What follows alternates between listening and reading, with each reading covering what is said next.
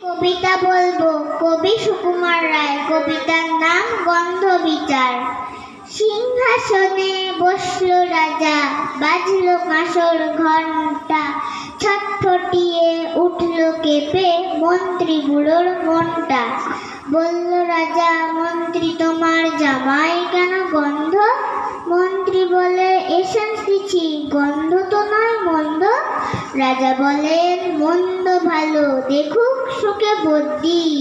বদ্যি বলে, আমার নাকে বেজায় হলো সর্দি। রাজা বলেন, আসুক তবে রামনারায়ণ পাত্র। পত্র বলে, নস্যি নিলাম এক্ষুনি এই মাত্র। নস্যি দিয়ে বন্ধ যে না, গন্ধ কোথায় ঢুকবে? রাজা বলেন, আসুক তবে শের পালোয়ান ভীম সিং। ভীম বলে, আজ করছে আমার সমস্ত গায়ে ঝিমঝিম। রাত্রে আমার বোখার হলো, বলছি হুজুর ঠিক বাত।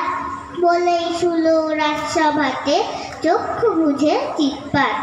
রাজার শালা চন্দ্রকেতু, তারেই ধরে শেষটা। বলল রাজা, তুমি না হয় করো না ভাই চেষ্টা। চন্দ্র বলে, মারতে চাও তো ডাকাও না তো জল্লাদ। গন্ধ শুকে মরতে হবে, এ আবার কি আহ্লাদ।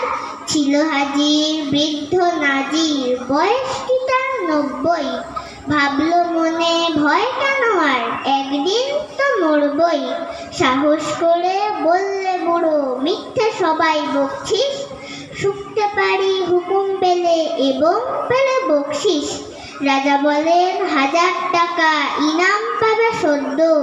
তাই না শুনে উৎসাহেতে উঠল বুড়ো মদ্য। জামার পরে নাক ঠেকিয়ে শুকলো কত গন্ধ।